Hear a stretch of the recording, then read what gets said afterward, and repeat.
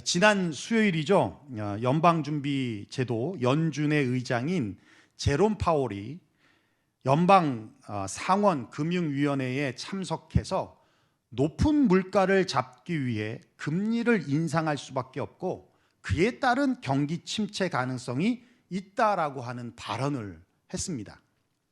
많은 경제 전문가들이 미국과 더불어 세계가 경기 침체에 들어갔거나 들어가고 있다라고 분석하는 것과는 달리 연준은 꾸준히 부인해 왔는데 연준 의장이 직접 경기 침체에 대한 언급을 하므로 이제 시장 분위기는 경기 침체가 기정사실화 되어져 가는 분위기입니다. 우크라이나 러시아의 전쟁의 장기화에 따른 에너지 상승 그리고 곡물 가격 상승, 공급망 차질, 원자재 가격 급등, 그리고 여전히 코비드-19 불확실성으로 인해서 기록적인 인플레이션이 오고 인플레이션을 잡기 위해서 금리를 높이고 금리가 상승되다 보니 개인에게 있어서는 내 임금, 내 소득은 오르지 않는데 갚을 빚이 늘어나고 있다는 거예요. 그러면 어떻게 할까요? 당연히 지갑을 닫죠. 2번 외식할 거 1번 외식하고요. 사고 싶은 거 참고 참으면서 꼭 필요한 것만 사게 되죠. 휴가도 캔쿤 갈 거, 그냥 가까운 포코노 가는 거죠. 여러분의 기도 가운데 지난 한 주간 포코노 잘 갔다 왔습니다. 또 주식시장과 코인시장은 어떻습니까? 바닥 모르고 계속 하락장이 이어지고 있어요. 잠시 반등을 했는데 그거는 이제 개미 털기 위한 반등이죠. 거기에 속지 마십시오. 또 떨어집니다. 젊은이들이 그나마 돈 벌기 위해 유일한 창구가요, 주식과 코인인데, 그래서 여러분 영끌이라는 말 아시죠? 영혼까지 끌어모아서 버는 족족 투자하고 빚내면서까지 투자했는데 오히려 더 큰 빚을 지면서 절망의 나락으로 빠져들고 있습니다. 우리 교회도 몇 분 계시죠? 아니, 돈 벌었다는 분은 안 계시는데 돈 잃었다는 분만 계셔가지고 큰일이에요. 누구는 돈 벌어서 은퇴했다는데.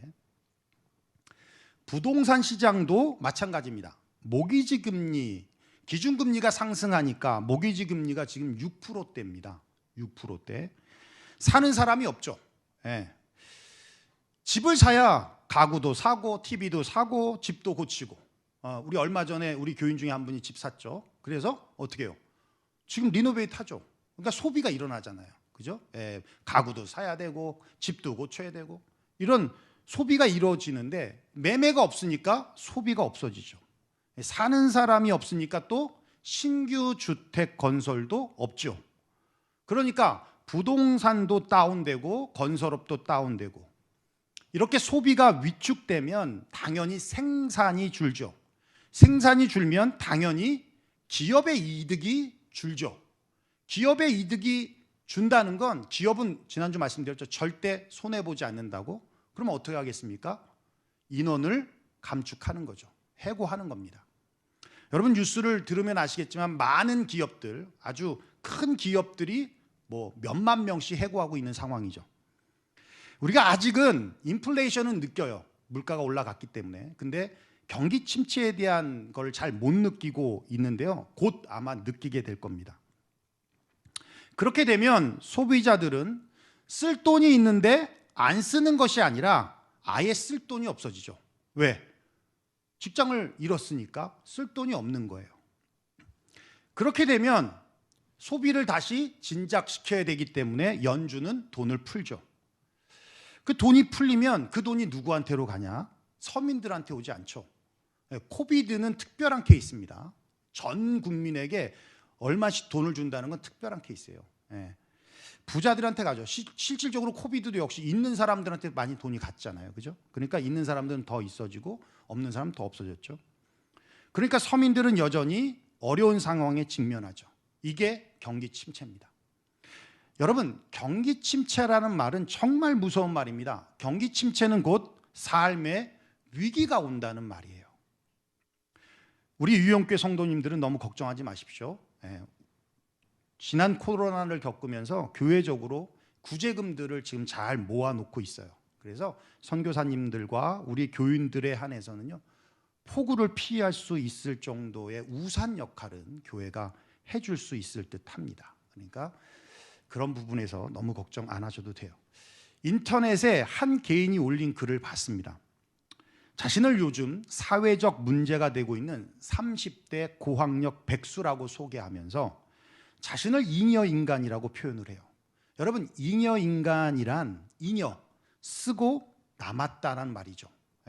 그래서 남는 인간, 그러니까 아무짝에도 쓸모없는 무기력하고 무능력한 인간이라는 뜻이에요. 잉여인간이라는 뜻은.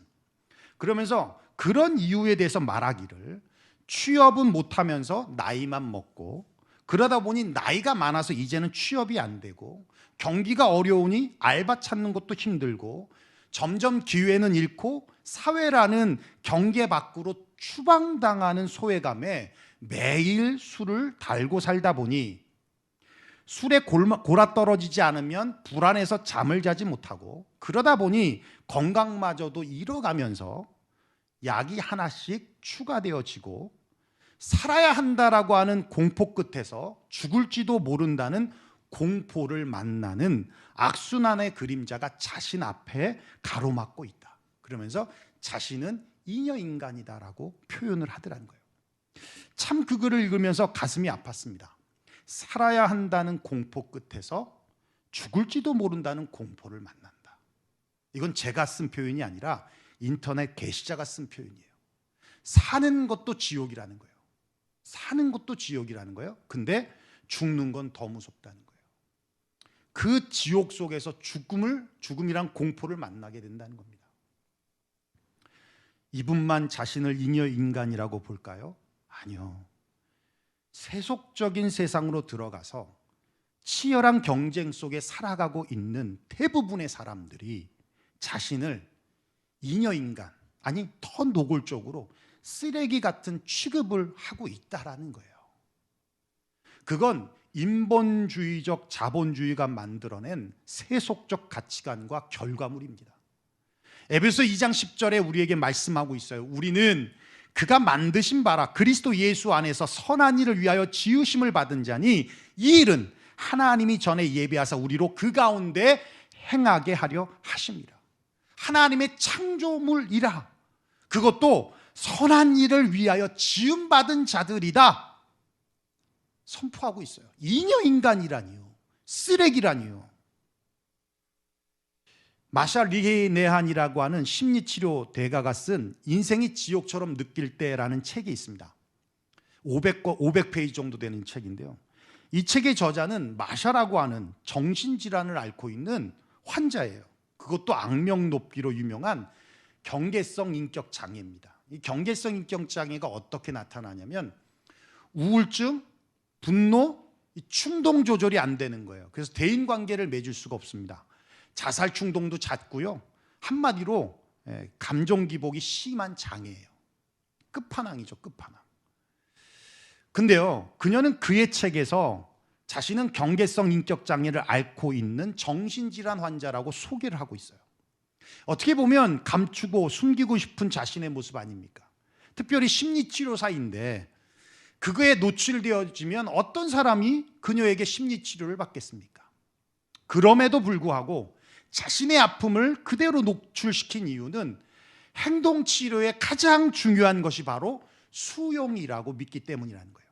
수용이라는 것은 있는 그대로, 사실 그대로를 받아들이고 인정하는 겁니다. 더 이상 자신의 현실과 싸우지 않는 거예요. 그러니까 자신의 형편, 자신의 처지, 자신의 지금 상황과 싸우지 않는다는 겁니다. 대부분의 사람들이 그렇지 않죠. 자신의 처지에 불만족하고, 그리고 거기에 불공정, 불평함을 하면서 원망까지도 서슴없이 하지 않습니까? 그러면서 그 책에서 이런 표현을 써요. 당신이 튤립이라면 장미가 되려고 애쓰지 마세요. 대신 튤립 정원을 찾아가세요 그래요. 난 이 표현이 너무 개인적으로 은혜가 됐어요. 그러니까 자꾸 튤립이 장미가 되려고 하니까 장미 정원에서는 쓸모없는 인역꽃이 되고 쓰레기처럼 여겨지더라는 겁니다. 튤립임을 수용하라는 거예요. 그 말은 자꾸 그리스도인이 인본주의적 자본주의 세계관과 가치관에 들어가서 살아보려고 하니까 인여인가처럼 느껴지는 겁니다. 여러분, 말로만 하나님의 자녀라고 하지 말고 믿음으로 삶에 수용하십시오.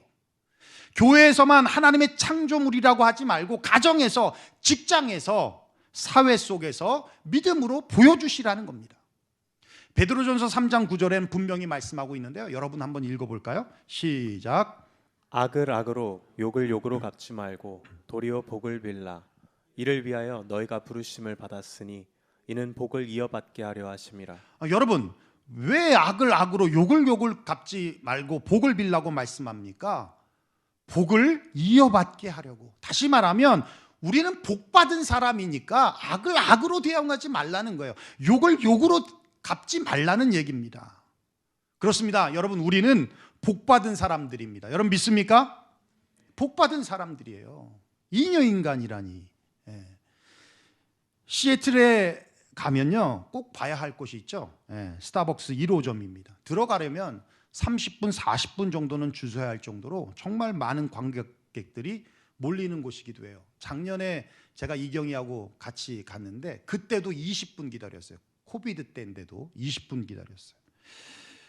물론 스타벅스 1호점이라고 하는 상징성이기도 때문이기도 하지만 전 세계에서 거기서만 살 수 있는 물건들이 있어요. 일단 로고가 다릅니다. 우리가 아는 로고가 아니라 처음 오픈할 때 사용한 로고인데 좀 야식꾸리하죠. 그래서 관광객들이 엄청 사갑니다. 축복도 그런 것 같아요. 하나님께서 우리에게 단 한 번 축복해 주셨다면 우리는 그것을 소중히 여길 것이에요. 그런데 하나님께서 평생 축복해 주시고 항상 축복해 주시다 보니까 사는 것 자체가 복인데 복이 넘치다 보니까 복이 복인 줄을 모르고 하나님께 감사하지 못하고 정말 내가 복받은 사람이구나라는 것을 깨닫지 못하더라는 겁니다.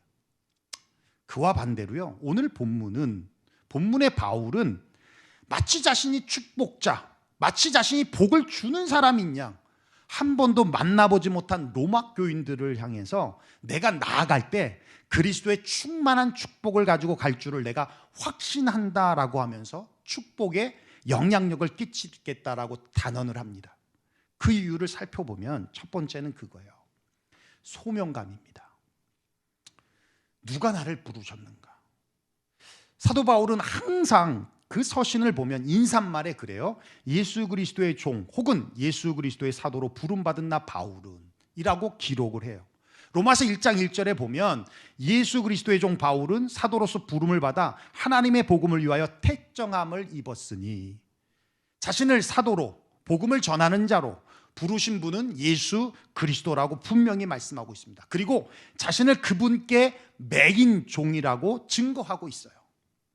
바울을 부르신 분은 바로 예수 그리스도입니다. 그분은 우리의 구원자이시고 아브라함을 복의 근원이 되게 하신 복 자체 되신 분이라는 겁니다.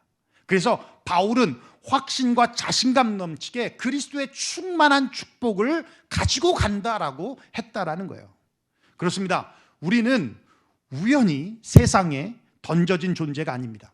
하나님께서 만세전에 우리를 택해 주셨고 우리를 불러주셨습니다. 하나님께서 우리를 불러주실 때에는 아무런 목적 없이 부르신 것이 아니라 하나님의 목적을 위해서 우리를 부르신 것입니다. 그 목적대로 하나님께 쓰임받을 때 가장 존귀하고 복된 인생이 된다라는 거예요. 오체불만족이라는 책이 있습니다. 제가 고등학교 2학년 때 아마 나온 책이에요. 굉장히 오래된 책이죠. 저도 그때 이제 교회 자매가 선물해 줘가지고 인기가 좋았다는 얘기죠. 안 믿네. 저자가 오토다케라고 하는 사람인데요. 그가 태어날 때 사지가 없이 태어났어요. 팔과 다리가 아예 없어요. 병원에서는 산모의 충격을 염려해서 황달을 핑계로 해가지고 한 달 동안 모자 상봉을 안 했습니다. 드디어 모자 상봉이 있던 날 병원 측은 엄마의 기절을 대비해서 병실까지 따로 준비해 놨어요. 긴장 속에 모자 상봉이 이루어졌는데 엄마의 첫 반응이 뭐냐? 어머, 귀여운 우리 아기 라는 반응이었어요. 그 반응을 보고 오히려 주변의 사람들이 기전을 할 뻔했습니다. 비록 장애를 가지고 태어났지만 오토다케 어머니는 늘 교육을 했어요. 이렇게 말했습니다. 인간은 한 방울의 물과 같단다. 한 방울의 물은 바다에 비하면 너무 보잘것없지만 바다는 그 한 방울의 물로 이루어진다. 인생도 마찬가지다. 하찮은 인생 없다. 모두가 소중한 존재란다. 오토루야, 포기하지 마라. 포기하지 마라. 그런 출생임에도 불구하고 장애를 개성으로 받아들이며 오히려 사지 건강한 사람들에게 도전을 줍니다. 그가 이렇게 말해요. 저는 어떤 경우에도 장애가 변명이 되면 안 된다고 생각합니다. 몸의 장애보다 마음의 장애가 문제입니다. 가장 큰 장애는 자신에 대한 잘못된 관점과 사고입니다. 진짜 장애는 몸의 장애가 아니라 마음의 장애이고 자신을 바라보는 잘못된 관점과 사고라는 거예요. 여러분, 돈이 좀 없으면 잉여인간입니까? 직장과 직업을 잃으면 잉여인간입니까? 남들보다 능력과 실력이 부족하면 잉여인간입니까? 명문대 아닌 지방대 나오면 잉여인간입니까? 좀 못생기면 어떻고 좀 뚱뚱하면 어떻습니까? 맨하탄 나가보십시오. 나보다 못생긴 사람이 수두룩합니다. 진짜 자꾸 여러분 그렇게 반응하면 내가 잉여인간 같잖아. 그러면 그분들은 다 잉여인간입니까? 바뀌지 않는 한 가지가 있어요. 하나님의 부르심에 대함은 변함이 없다는 거예요. 변함이 없다는 거예요. 여러분, 세상에 사람 위에 사람 없고 사람 밑에 사람 없어요. 세상에 하찮은 인생은 없습니다. 하나님의 부르심에는 다 목적이 있고 이 땅에서 완수해야 될 사명이 있는 거예요. 거기에 우리의 가치가 있는 것입니다. 하나님이 누구십니까? 천지를 만드신 분이시고 광활한 우주를 만드신 창조주이십니다. 우리 교인들은 진짜 플로리다에 있는 스페이스, 나사에 한번 가봐야 돼요. 우주가 얼마나 넓은지 그거 봐야 됩니다. 진짜 전 또 가고 싶어요. 몇 번 갔다 왔는데도 또 가고 싶어요. 가보면 진짜 우주가 어마어마합니다. 그걸 지으신 분이에요. 그분이 우리를 부르셨어요. 그분이 나를 부르셨어요. 영광스럽지 않습니까? 부르신 그분은 우리를 끝까지 책임져 주시는 분이에요. 이사야서 43장 2절인데 우리 한번 읽어볼까요? 시작. 내가 물 가운데로 지날 때에 내가 너와 함께 할 것이라. 강을 건널 때에 물이 너를 침몰하지 못할 것이며 내가 불 가운데로 지날 때에 타지도 아니할 것이요 불꽃이 너를 사르지도 못하리니. 그렇습니다.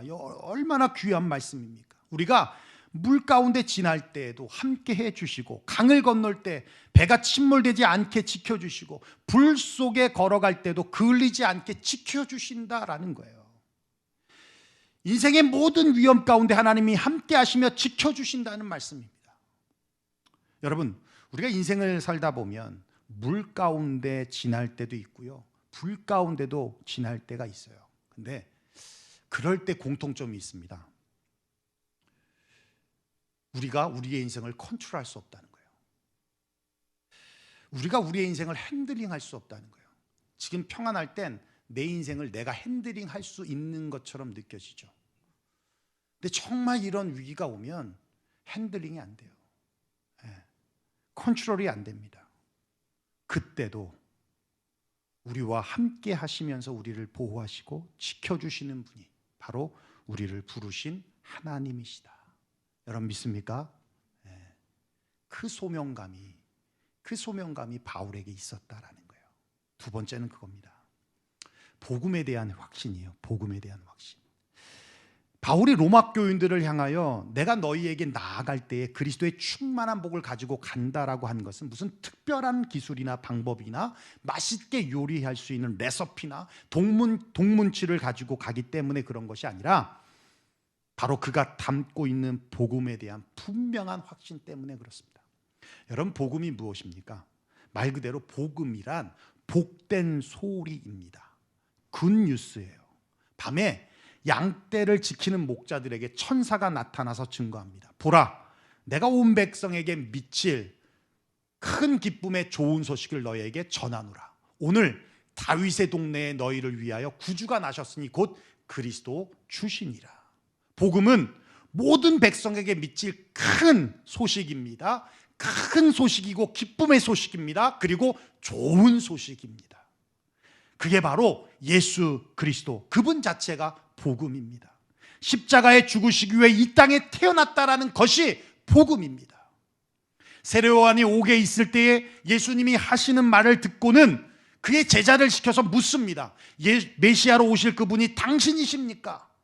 아니면 우리가 다른 일을 기다려야 합니까? 라고 묻자 예수님이 이렇게 말씀하세요. 소경이 보며 안진뱅이가 걸으며 문둥이가 깨끗함을 받으며 귀멍이가 들으며 죽은 자가 살아나며 가난한 자에게 복음이 전파된다고 하라. 이 말씀은 이사야서 61장의 말씀을 인용한 것인데 희년을 선포하는 말씀입니다. 희년이란 한자로 복희자의 해년자, 그러니까 복의 해라는 뜻이에요. 영어로 말하면 주빌리, 동사는 주빌레이트, 라틴어는 주빌라떼라는 겁니다. 환호하다, 환희하다라는 뜻이에요. 히브리어는 하요벨이라는 단어인데요, 수양의 뿔의 해라는 뜻입니다. 다시 말하면 희년이 되었을 때 희년을 알리는 것이 수양의 뿔로 만든 나팔을 불기 때문에 그런 단어가 쓰여진 거예요. 그 단어의 의미대로 희년이란 복스러운 해입니다. 환호하고 환희하는 해입니다. 7일이 안식일이죠. 7년은 안식년입니다. 7년이 7번 되고 49년 뒤인 50년이 바로 희년인데, 이 희년이 되면 모든 빚이 탕감되는 거예요. 토지는 다시 돌아오고요, 종은 자유함을 얻게 되어집니다. 모든 억눌린 것, 억압된 것으로부터 자유와 회복을 얻는 것이 바로 희년입니다. 그래서 대사면의 해라고도 하고 은혜의 해라고도 하는 거예요. 희년의 시작은 수양의 뿔로 만든 나팔 소리로부터 시작이 됩니다. 그와 같이 예수가 나셨다는 천사의 소리가 희년을 알리는 나팔 소리예요. 그래서 예수 그리스도가 바로 희년이다라는 겁니다. 그래서 희년 되신 예수님과 접속하는 사람은 바로 죄에서 자유함을 받고 모든 억압에서 자유함을 얻고 약한 것과 질병에서 회복되어지는 겁니다. 할렐루야! 이게 희년이에요, 희년. 이게 예수 그리스도라는 말입니다. 그래서 사도행전 10장 38절에 말씀하고 있어요. 우리 한번 읽어볼까요? 시작. 하나님이 나사렛 예수에게 성령과 능력을 기름 붓듯 하셨음에 저가 두루 다니시며 착한 일을 행하시고 마귀에게 눌린 모든 자를 고치셨으니 이는 하나님이 함께 하셨음이라. 아멘. 예, 바울은 그 희년 되신 예수님을 다메섹에서 만났습니다. 그의 삶은 완전히 바뀌었습니다. 율법에 매여 자신만이 아니라 타인조차도 정죄하던 바울이 복음을 깨닫는 순간 자유함을 얻었습니다. 기쁨을 얻었습니다. 그러면서 그가 로마서에 그렇게 고백해요. 오라, 나는 공고한 사람이로다. 이 사망의 몸에서 누가 나를 건져내라. 이게 어떤 상태예요? 율법에 매여 있을 상태. 그때는 오호라, 나는 곤고한 사람이라. 이 고백밖에 할 수 없어요. 그런데 예수 안으로 들어가니까, 그러므로 이제 그리스도 예수 안에 있는 자에게는 결코 정죄함이 없나니 이는 그리스도 예수 안에 있는 생명의 성령의 법이 죄와 사망의 법에서 너를 해방하였음이니라. 그래서 다니는 곳곳마다 희년을 알리는 나팔 소리를 불었습니다. 만나는 사람마다 희년을 선포했습니다. 그런데 놀라운 일이 일어났습니다. 정말 그 말씀의 변화가 되어지는 거예요. 능력이 나타나는 거예요. 사람들이 바뀌어지는 거예요. 자유함을 얻는 거예요. 기쁨을 얻는 거예요. 그러면서 그가 고백하는 거예요. 로마서 1장에 보면 내가 복음을 부끄러워하지 아니하노니 이 복음은 모든 믿는 자에게 구원을 주시는 하나님의 능력이 됨이라. 바울이 외치고 전하는 이 복음의 메시지는 죽은 자를 살리고 병든 자를 고치고 포로된 자를 자유케 하고 억눌린 자를 자유케 하는 능력의 메시지라는 것을 그는 확신하였다는 겁니다. 예수님을 만난 뒤 그는 항상 복음을 전할 때 나의 복음이라고 1인칭을 씁니다. 그 말은 나만의 복음이 아니라 내가 만난 복음이에요. 1인칭 복음이 되어지지 않으면 그리스도의 충만한 축복을 가지고 간다라고 확신할 수 없습니다. 예수 믿으면 좋습니다. 성경에 어떻게 그렇게 기록되어 있습니까? 아니요. 주 예수를 믿으라. 그리하면 너와 내 집이 구원을 얻으리라. 그렇습니다. 우리가 믿는 복음에는 능력이 있습니다. 우리가 가지고 있는 복음에는 축복이 있습니다. 나는 위대한 과학자보다 신실한 크리스찬이고 싶다라는 책을 쓰신 과학기술처 장관까지 역임한 정근모 장로님이 계시는데요. 한국에서 서울대학을 나오고 국비 유학으로 미국에서 박사학위를 취득을 했습니다. 교회는 다녔어요. 아내 따라 다닌 정도 믿음이 없었습니다. 인간적으로 이 정도면 뭐가 부족해서 예수님을 믿겠습니까? 그렇죠? 예수님이 필요나 하겠습니까? 과학이 진리고 하나님이라고 믿고 있던 이 정근모 장로님을 하나님께서 부르시는데 사랑하는 아들이 어린 나이임에도 불구하고 만성 신장염에 걸려서 5년 동안 5년이 지나면 이 신장의 기능이 다한다는 거예요. 그런 진단을 받았습니다. 그러니까 졸지에 시한부 인생이 됐다는 것이죠. 그 선고를 받은 아들은 우울증에 걸려서 2번이나 자살을 시도하고 정말 뜻하지 않는 시련이 찾아왔습니다. 결국 버티다가 하나님 앞에 이 무릎을 꿇게 되죠. 그리고 기도합니다. 어떤 기도했을까요? 아들 살려달라고 하는 이기적인 기도였겠죠. 그렇죠? 네. 하나님이 바보입니까? 아들 살려주면 어떻게 할까요? 그때뿐이죠. 아들 살려주면 그때뿐이죠. 네. 하나님은 바보가 아닙니다. 하나님을 만나지 못하면 그때뿐인 거죠. 그래서 하나님이 그가 기도하면 할수록 아들의 상태가 더 안 좋아졌어요. 더 좋아져야 되는데. 그러던 어느 날 교회 권사님이 찾아와서 그렇게 말하더라는 거예요. 정집사 부부가 먼저 참 기독교인이 되어야 아들의 병이 낫게 될 거예요. 여러분, 이런 말은 그냥 쉽게 할 수 있는 말이잖아요. 네.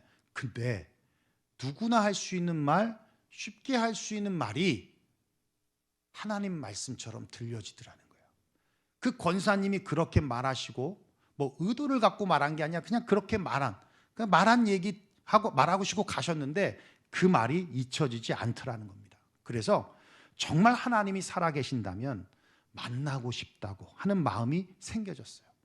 나를 찾고 찾으면 찾으리라. 만나고자 하는 자를 하나님이 만나주시죠. 부흥에 참석했는데 에베소 2장 1절 말씀, 허물과 죄로 죽었던 너희를 살리셨도다라고 하는 말씀이 가슴에 박혀지게 되는 거예요. 허물과 죄로 죽었던 너희를 살리셨다. 체면이고 뭐고 없이 그 자리에서 엉엉 소리내어 울었답니다. 그러는 가운데 하나님의 음성이 들려지는데 이러시더라는 거예요. 아들아, 너는 내 아들에 대해서 감사해 본 적이 있느냐? 내 아들에 대해서 감사해 본 적이 있느냐? 깜짝 놀랐어요. 아들이 지금 죽어가고 있는데 죽어가는 아들을 보고 무슨 감사를 하냐는 것이죠. 그래서 그렇게 대답했습니다. 어떻게 아들 때문에 감사할 수 있습니까? 다시 하나님의 음성이 들려왔습니다. 내가 지금껏 큰 짐으로 생각해왔던 내 아들을 통해서 너와 내 가족이 구원을 받지 않았느냐. 이게 복이죠. 이게 복이죠. 주님을 만나서 나와 내 가족이 구원을 받았다는 것. 아들의 아픔 때문에 내가 주님을 만나게 된 것. 이게 복이죠. 그 후 아들은 놀랍게도 치료되어서 결혼도 하고 정상적으로 회복되었다고 해요. 여러분, 주님을 만났다면 여러분은 잉여인간이 아닙니다. 이미 복을 받은 사람들입니다. 왜냐하면 주님이 부르셨기 때문이고 여러분 안에 그리스도의 복음이 있기 때문입니다. 경기 침체로 삶의 경제적 어려움이 와도 인생의 혹한기가 찾아와도 내 힘으로 핸들링할 수 없고 컨트롤할 수 없는 상황이 찾아와도 저와 여러분의 클래스는 결코 바뀌지 않습니다. 하나님의 부르심은 결코 후회하심이 없습니다. 반드시 하나님의 목적하심이 있기에 하나님이 우리를 부르셨습니다. 자꾸 세상적인 가치관과 세속적인 세교관 속에 우리 자신을 집어넣고 튤립이 장미정원에서 장미인 척 하며 그렇게 힘들고 어렵게 살아가지 마십시오. 우리가 세상 속에 살아가고 있지만 우린 세상 속에서도 여전히 그리스도인입니다. 그걸 수용하십시오. 우린 세상에서 여전히 하나님의 부름받은 하나님의 자녀들입니다. 여전히 하나님의 보호하심과 인도하심 가운데 있는 자들입니다. 삶의 어려운 문제가 좀 와도 그게 오히려 복이 돼서 우리의 삶을 더 축복된 길로 나아가게 하시는 하나님의 역사라는 것 또한 우리는 믿고 서야 할 줄로 압니다. 이번 한 주간도 복받은 자로서 살아가는 저와 여러분 되시기를 주의 이름으로 축원합니다. 기도하겠습니다.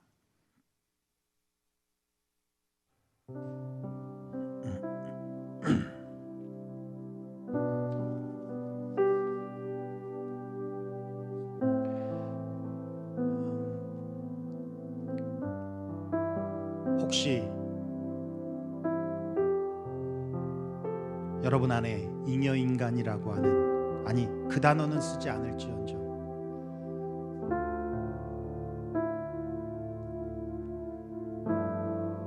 순간순간 쓸모없는 인간이라고 자책하고 스스로를 비난하고 있지는 않습니까? 좀 뭔가 실패하고 좀 뭔가 안 될 때 스스로를 그렇게 힐난하며 자신에게 상처를 주고 계시지는 않냐라는 것이죠.